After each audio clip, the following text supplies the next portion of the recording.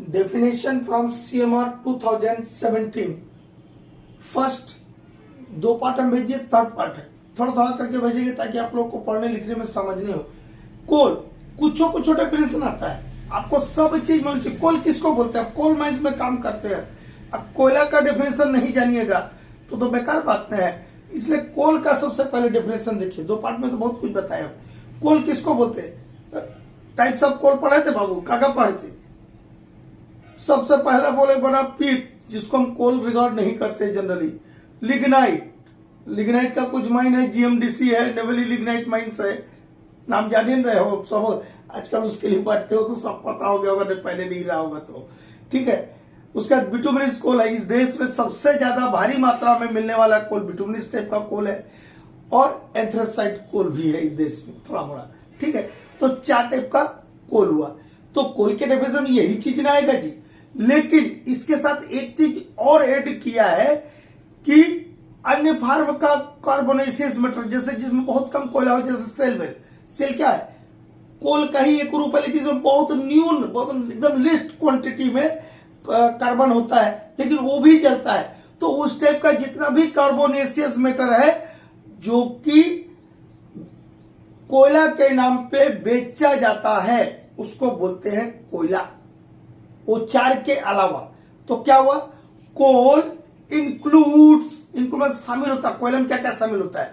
कोल includes एंथ्रेसाइट्स, bituminous, lignite, पीट and other form of carbonaceous matter sold are marketed as coal।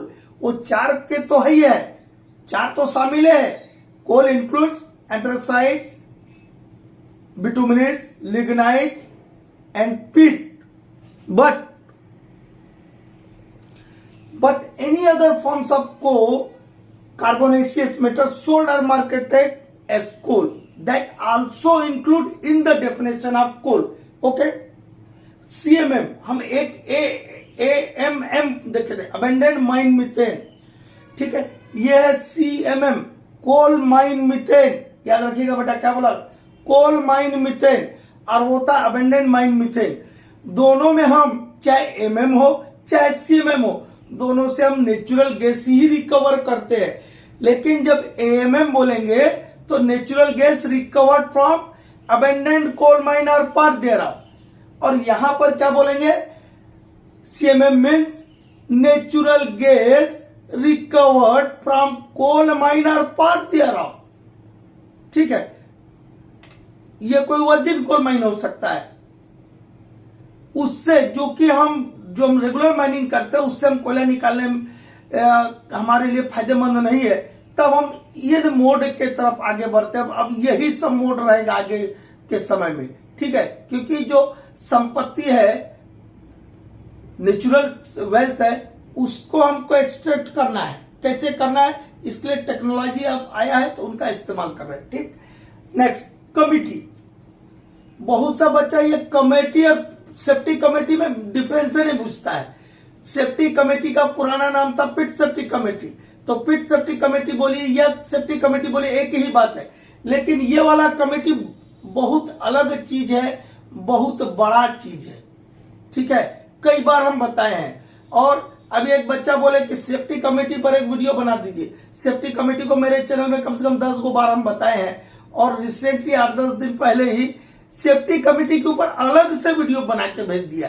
कहीं कोई MCQ समझाते तो सेफ्टी कमेटी हम बताए होंगे, एक अलग से भेज दिया। उसके बावजूद फिर पूछ रहा था। अब बोले सर सेफ्टी कमेटी का चेयरमैन कौन रहता है? उसमें 13 रहता है, 15। मैं बोला काहे बार बार 13 और 15 वाले चल रहे हैं, जब वो मेरा वीडियो उसको जाके देखिए, ठीक है। तो कमेटी, ये committee means committee constituted under section 12 of the mines act 1952। Mines act 1952 के सेक्शन 12 के अधीन गठित कमेटी को हम कमेटी बोलते हैं जी। कहीं पर भी कमेटी वर्ड आ गया, सिर्फ कमेटी, सेफ्टी कमेटी है तो वो सुरक्षा वाला कमेटी हो गया। ये बहुत बड़ा कमेटी होता है। ये जो सेक्शन 12 के अधीन बनाया गया कमेटी बहुत बड़ा होता है, ठीक है। और mines act and mines rules के मेरे प्लेलिस्ट में जाएगा, सेक्शन 12, 13 और 14 तीनों को समझाया है। साथ में रूल 3 और 4 को भी, माइंस रूल्स का रूल 3 और 4 को भी उसमें समझाया है, ठीक है, ताकि कंप्लीट उसका जानकारी हो जाए। फिर भी हम हल्का सा बता देते हैं कि कमेटी में होता कौन कौन है। 8 आदमी का एक कमेटी होता है। इसमें कितना आदमी रहता है जी, याद रखिए 8 पर्सन। अब और कुछ मत बोलिएगा, बुक में लिखा उसको भी देख के कोई कहीं कुछ लिख देता है, उसको काहे बोलता है बुक उठाओ और वहां देख लो। हम बोल दिया उसको काहे मान लेते आप, या किसी ने बोल दिया काहे मान, बुक में लिखा है ना, हम आपको समझाते हैं, ठीक है, और हम वही चीज बताएंगे जो ऑथेंटिकेटेड हो। आलतू फालतू बताना मेरा काम नहीं है, मेरा अपना भी क्रेडिबिलिटी है। 25 साल के 24-25 साल के करियर में बहुत काम किया है इससे बेटा, पहली बार नहीं कर रहे, ऑनलाइन पहली बार कर रहे, ऑफलाइन बहुत बार किया है, ठीक है। कमेटी 8 पर्सन रहते हैं। इसमें कौन कौन रहता है, एक चेयरमैन रहेगा। कौन रहेगा, chairman. Chairman chief inspector mines नहीं होता है, एक बात कर रहे, ये गवर्नमेंट सर्वेंट होगा, कोई गवर्नमेंट सर्विस करने वाला कोई व्यक्ति होगा, ठीक है, उसको भारत सरकार अपॉइंट करती है चेयरमैन, ठीक है। और चीफ इंस्पेक्टर माइंस जो रहेंगे वो इसके मेंबर्स रहते हैं, मेंबर रहेंगे, ठीक है। तो 2 आदमी तो ये हो गए, ठीक है। उसके अलावा 2 person to represent the interest of miners. Minors मतलब workers working in a mines. Mines में जो काम कर रहे हैं लोग हैं, उनके हितों की रक्षा के लिए, उनका प्रतिनिधित्व करने के लिए 2 आदमी का अपॉइंटमेंट होता है भारत सरकार के द्वारा। ये कौन लोग होते हैं बेटा, वर्कर के नेता लोग रहते हैं, ट्रेड यूनियन के लीडर्स रहते हैं, है। और यहां जो जाते हैं वो बड़े विद्वान आदमी रहते हैं, जो भी यहां अपॉइंट होगा, है।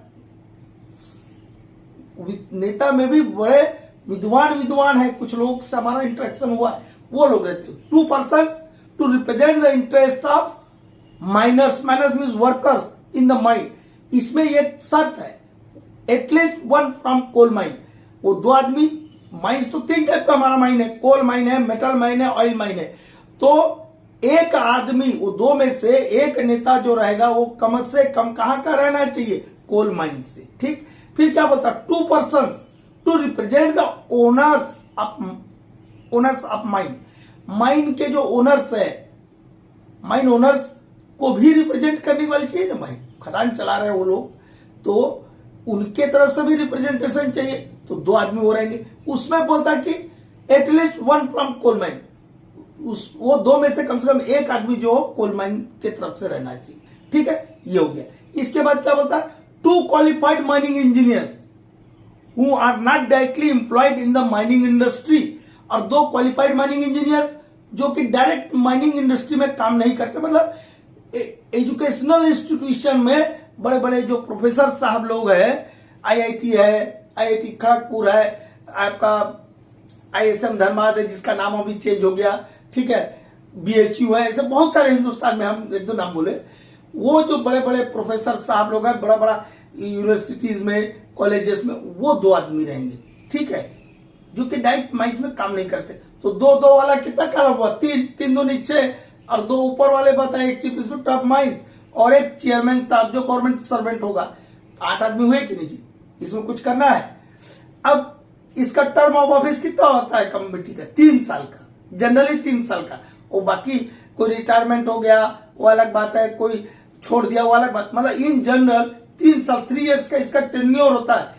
टर्म ऑफ ऑफिस, टेन्योर, समय अवधि कितने समय के लिए रहेगा, ये जो कमेटी गठित हुआ 3 साल के, फिर दूसरे आदमी आएंगे।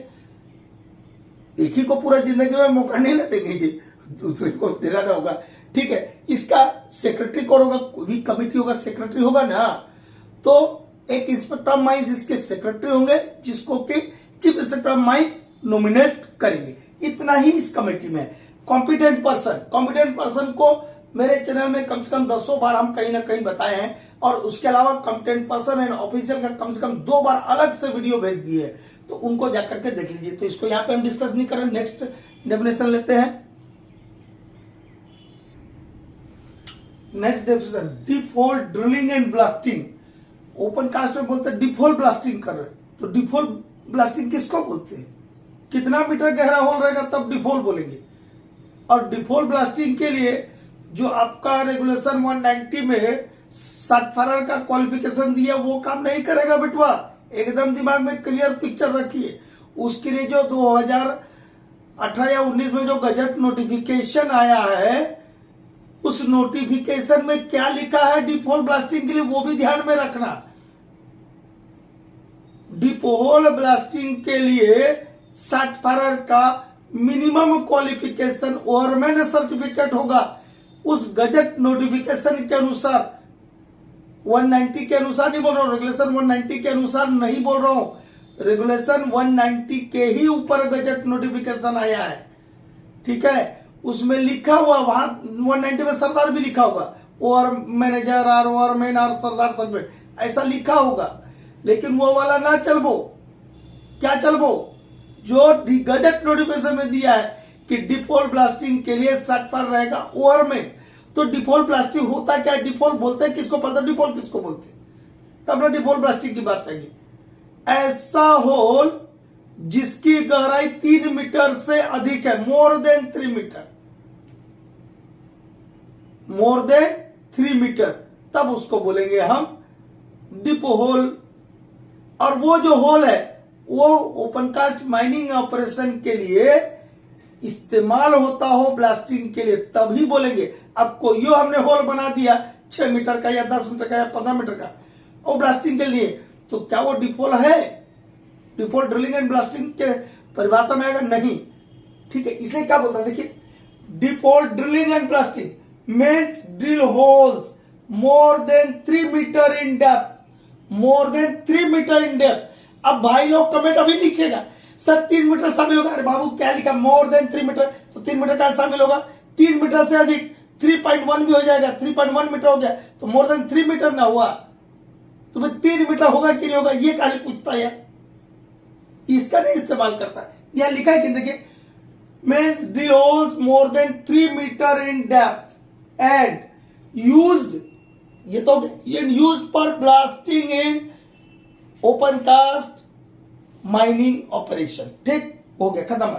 ये डिसकंटिन्यूड वर्किंग और डिस्यूज्ड वर्किंग, ये दोनों अलग अलग चीज है, और डेफिनेशन में बच्चा लोग यही गड़बड़ा जाता है। और दोनों अलग अलग चीज है, दोनों इंटायरली डिफरेंट चीज है, डिसकंटिन्यूड और डिस्यूज्ड वर्किंग। डिस्यूज्ड वर्किंग जो होता है कुछ समय के लिए, तो बहुत कम समय के लिए हमने काम बंद कर दिया है, वर्किंग को रोक दिया है, वो डिस्यूज्ड है। जो अनयूज्ड वर्किंग भी होगा हमारा, वो इसी के परिभाषा में आएगा।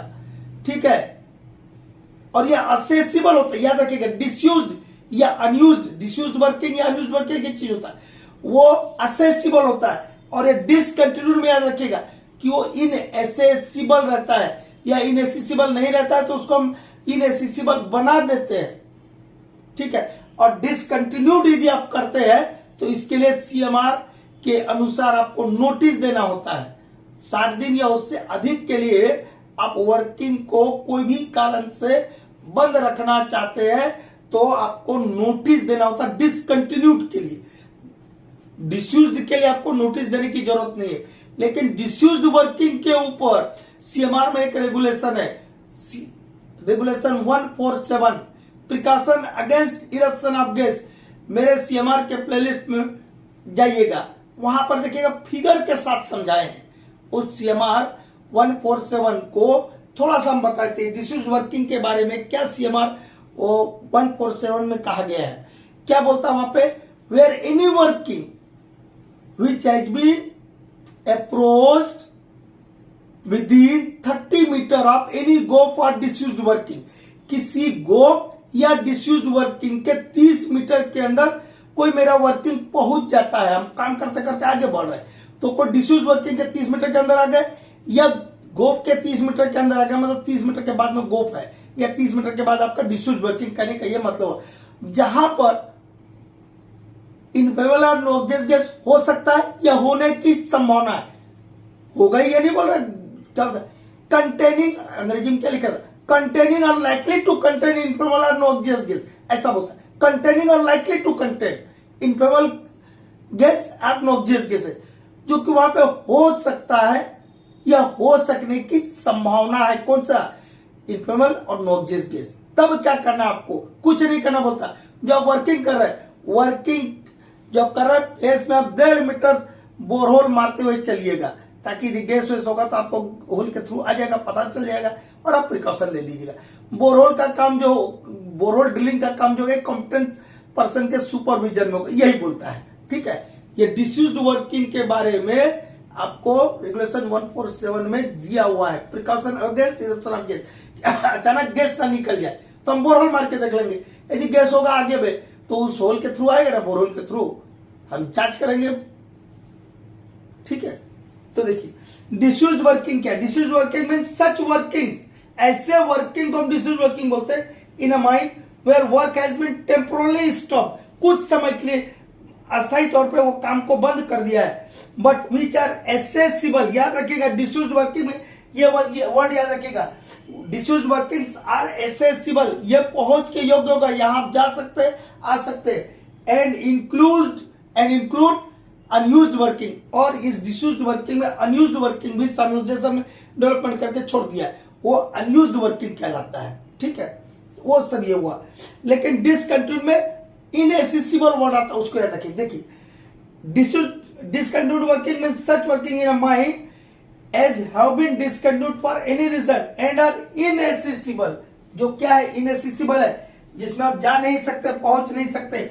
Are rendered inaccessible but are likely to work again. और एक और याद रखिएगा, लेकिन आप 60 या उससे अधिक दिन के लिए काम बंद किए है ना, तब ये नोटिस देना होता है डिसकंटिन्यूड का। तो क्या बोलता है, लाइकली टू वर्क अगेन, लेकिन इसमें आप फिर से काम कर सकते हैं।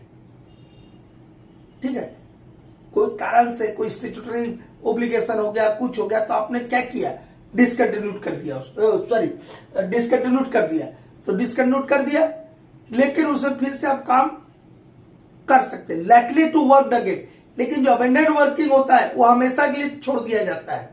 ठीक है, उसमें फ्यूचर में कोई काम नहीं होगा, नो वर्क इन फ्यूचर, ऐसा बताया था अबेंडेंट वर्किंग में। और इस डिसकंटिन्यूड में likely to work again inaccessible होता है, रेंडर्ड इनएसेसिबल, ये तीनों वर्ड याद रखिए। ठीक है, क्योंकि डेफिनेशन में चूज करने के लिए था। और डिसयूज्ड वर्किंग में या अनयूज्ड वर्किंग में एसेसिबल होता है, क्या देख लीजिए यहाँ, एसेसिबल रहता है, टेम्पोरली स्टॉप्ड रहता है कुछ समय के लिए। ठीक है,